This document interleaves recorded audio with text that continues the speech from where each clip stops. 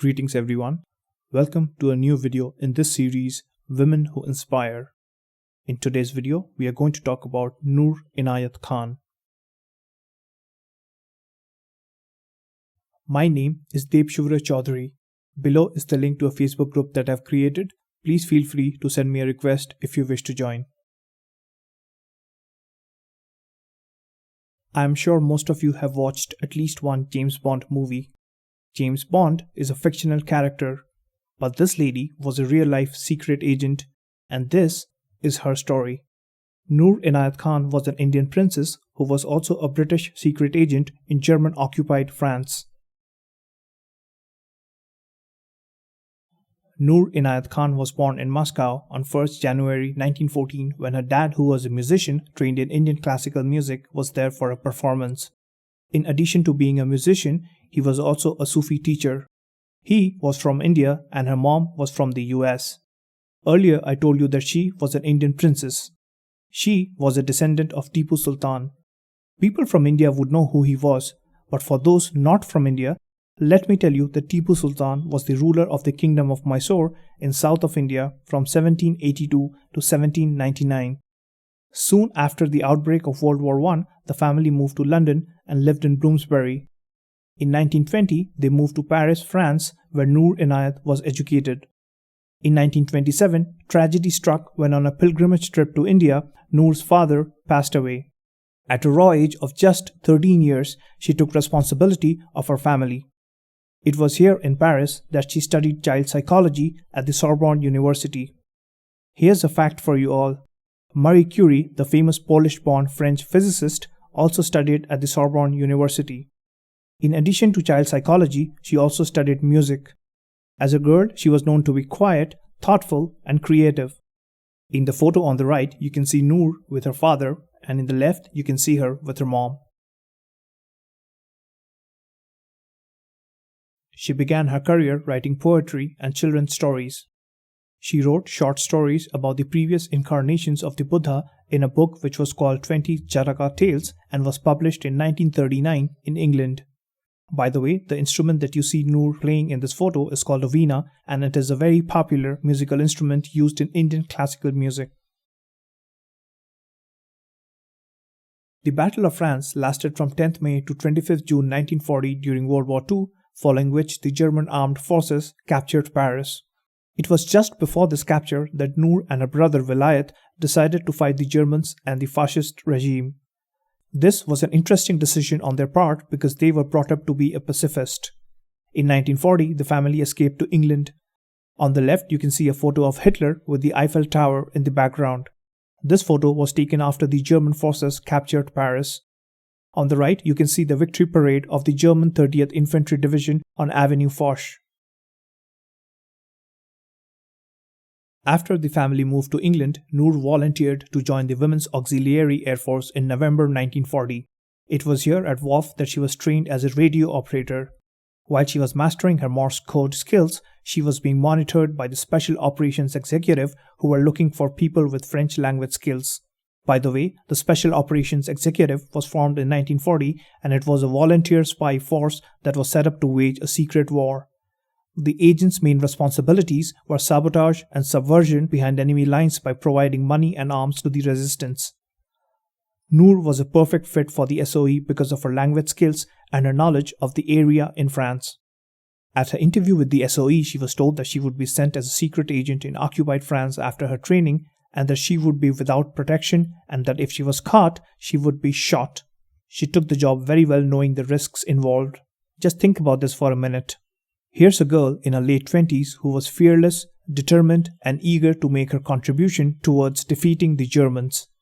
By the way, here's another interesting thing that she told her British interviewer.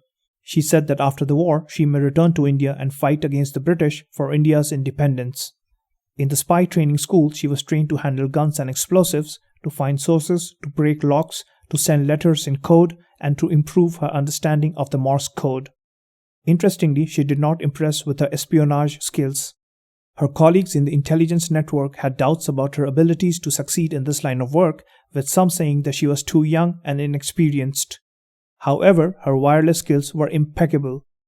Here in this photo, we can see a WAF wireless operator at work receiving a message in Morse code.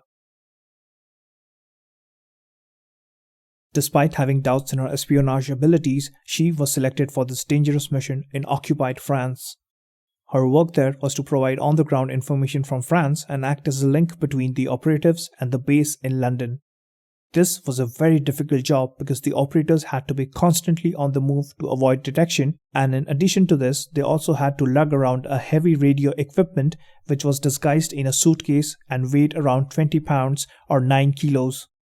This was not only a difficult job but also an extremely dangerous job because most of the operators were captured in 2 weeks' time. It was on 16th June 1943 that Noor was flown into northern France in a Lysander. In the picture here, you can see what a Lysander looks like.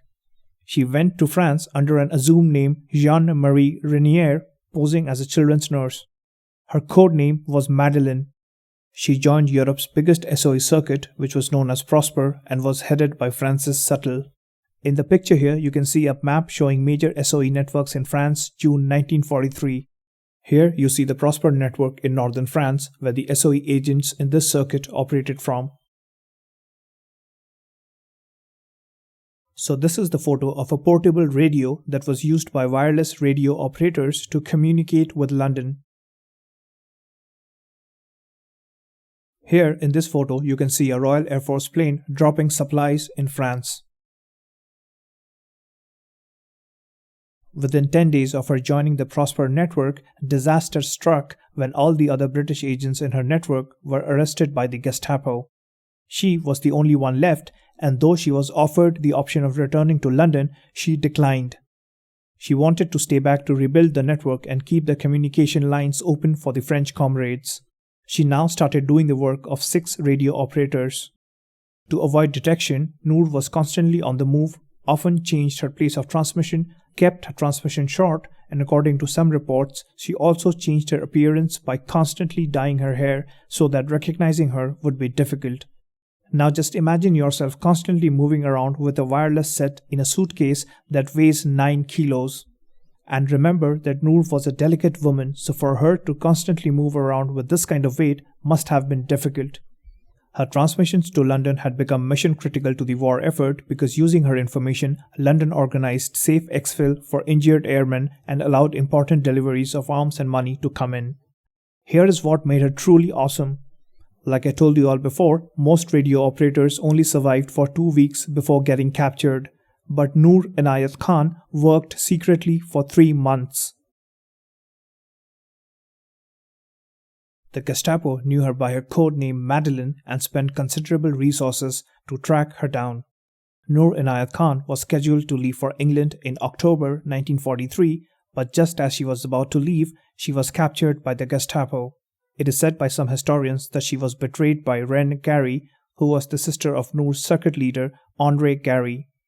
Ren sold Noor's address to the Nazis for 100,000 francs.